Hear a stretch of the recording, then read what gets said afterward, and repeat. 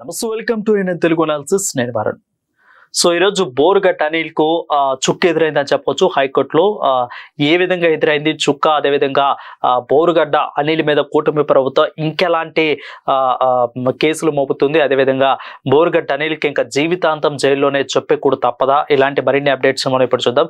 ఇక విషయానికి వచ్చేసరికి బోరుగడ్డ అనిల్ గురించి మీ అందరికీ కూడా తెలుసు. గుంటూరులో బోరుగడ్డ అనిల్ ఎన్ని అరాచకాలకు పాల్పడ్డాడు, అదేవిధంగా వైసీపీని అడ్డం పెట్టుకొని టీడీపీని, అదేవిధంగా కూటమిని, పర్టికులర్ గా పవన్ కళ్యాణ్ ని వ్యక్తిగత దూషణకు కానీ, అదేవిధంగా పర్సనల్ గా కూడా, అదేవిధంగా భార్య గురించి, పిల్లల గురించి కించపరుస్తూ బోరుగడ్డ అనిల్ ఏ విధంగా మాట్లాడారో మనందరూ కూడా తెలుసు. ఆ వీడియోలు కూడా మొన్నటిదాకా వైరల్ అవుతున్న సంగతి కూడా మనందరికీ కూడా తెలుసు. అయితే బోరుగడ్డ అనిల్ ఈ యొక్క పిటిషన్ ఏ విధంగా ప్రస్తుతానికైతే ఆయన జైల్లో ఉన్నారు. సో బోరుగడ్డ అనిల్ పిటిషన్ దాఖలు చేశారు బెయిల్ గురించి.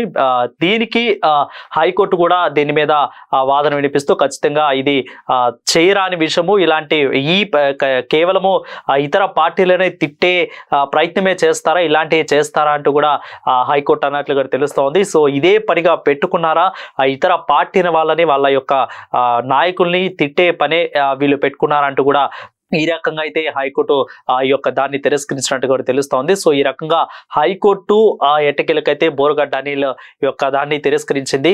సో ఇక టీడీపీ నేతలందరూ కూడా దీని మీద సంబరాలు చేసుకున్నట్లు కూడా తెలుస్తోంది. సో ఎందుకు అంటే పర్టికులర్గా మనందరూ కూడా తెలుసు, ఆంధ్ర రాష్ట్రంలో రాజకీయాలు ఎక్కువగా ఫుల్ హాట్ గా ఉంటాయి. సో ఈ విధంగానే బోరుగడ్డ అనిల్ ఇటు తెలుగుదేశం పార్టీలో ఉన్న నారా లోకేష్ ని, అదేవిధంగా చంద్రబాబు నాయుడిని, పర్టికులర్ గా పవన్ కళ్యాణ్ ని, ఇటు బీజేపీ వాళ్ళను కూడా ఏ విధంగా తిట్టారో కూడా మనందరూ కూడా తెలుసు. సో అయితే ఇప్పుడు కూటమి అధికారంలోకి వచ్చిన తర్వాత ఆల్రెడీ నారా లోకేష్ అన్నారు ఖచ్చితంగా రెడ్ బుక్ ఓపెన్ చేస్తామన్నట్లుగానే ఇప్పుడు రెడ్ బుక్ ఓపెన్ చేసి బోరుగడ్డ అనిల్ అయితే జైలుకు పంపించారు. ఆయన ఫస్ట్ దాక్కున్నారు, ఎటు వెళ్ళిపోయారు. ఆ తర్వాత ఇంట్లో ఉండగానే ఆయన్ని అరెస్ట్ చేసి తీసుకెళ్లారు. దీని మీద తన భార్య సతీమణి కూడా ఎన్నోసార్లు మీడియా ముందుకు, అదేవిధంగా కోర్టుకు వెళ్తానంటూ కూడా చెప్పింది. ఇంట్లో పర్టికులర్ గా పిల్లలు ఉన్న సమయంలో ఎందుకు ఇలా తీసుకెళ్లారంటూ కూడా బోరుగడ్డ అనిల్ని తీసుకెళ్లారంటూ కూడా తన భార్య అనేది. సో ఏది ఏమైనప్పటికీ ఆంధ్రప్రదేశ్ లో కూడా ఇలాంటి రాజకీయాలు ఇంకా ఎంకరేజ్ చేయకూడదు. ఇలాంటి వాటికి సోషల్ మీడియాలో వస్తున్న ఫేక్ వార్తలకి, ఇలాంటి కఠిన పదాలు, బూతులు మాట్లాడే వాటిలన్నిట్లు కూడా చెక్ పెట్టాలంటూ కూడా డిప్యూటీ సీఎం, అదేవిధంగా సీఎం చంద్రబాబు నాయుడు వీళ్ళిద్దరూ కూడా కఠిన నిర్ణయాలు తీసుకొని ఇటు రాష్ట్ర హోంమంత్రి అనిత ఈ యొక్క సహకారం అందిస్తూ వీళ్ళందరూ కూడా ఇలాంటి వాటికి చెక్ పెట్టాలనే ఉద్దేశంతోనే ఈ రకంగా అయితే చేస్తున్నట్లు కూడా తెలుస్తోంది. సోషల్ మీడియాలో బాగిన ప్రతి ఒక్కరికి, అదేవిధంగా సోషల్ మీడియాలో ఎలాంటి అసభ్యకర పోస్టులు పెట్టినా, అసభ్యకర మాటలు మాట్లాడినా శ్రీరెడ్డి లాంటి వాళ్ళను కూడా ఇప్పుడు జైలుకి విడుస్తున్నట్టు కూడా తెలుస్తోంది. సో ఇక ఇది నాట్ ఓన్లీ పార్టీ పరంగానే కాక ఇంకా ఫర్దర్ గా నెక్స్ట్ ఏ పార్టీలో వచ్చినా, ఇప్పుడు తెలుగుదేశం పార్టీ ఖచ్చితంగా దాదాపు 10-15 ఏళ్ళు అధికారంలో ఉంటుందని టీడీపీ వాళ్ళు అంటున్నారు.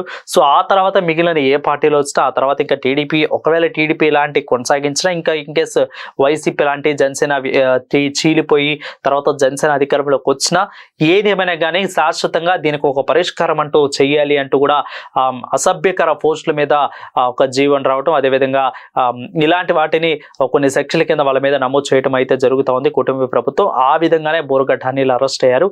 సో బోరుగడ్డ అనిల్ యొక్క ముందు బెయిల్ ని కోర్టు అయితే తిరస్కరించినట్లు కూడా తెలుస్తోంది. సో బోరుగడ్డ అనిల్ ఇంకా ఈ కూటమి ప్రభుత్వం వెళ్ళిపోయే లోపు కూడా రారు బయటకు అన్నట్లు కూడా కూటమి శ్రేణులు చెప్తున్నారు. అదేవిధంగా ఇన్ కేసు ఒకవేళ టీడీపీ పార్టీ నెక్స్ట్ గెలిచిన 2029లో అప్పటికి కూడా బోరుగడ్డ అనిల్ ఖచ్చితంగా జైల్లోనే ఉంటారంటూ కూడా కూటమి నేతలు అయితే అంటున్నారు. సో ఇలాంటి మరిన్ని అప్డేట్స్ ని మీ అందరికీ కూడా అందించడానికి ఏంటంటే తెలుగు న్యూస్ అయితే ఎప్పటికీ రెడీగా ఉంటుంది. మినిట్ టు మినిట్ అప్డేట్ అందించడానికి బోరుగడ్డ అనిల్ ని ఇలా ఈ విధంగా కోర్టులో వేయటం, కోర్టు తిరస్కరించడం, జైల్లో ఆయన ఉంచడం సరైందేనా? మీ అభిప్రాయాన్ని కామెంట్ రూపంలో తెలియజేయండి.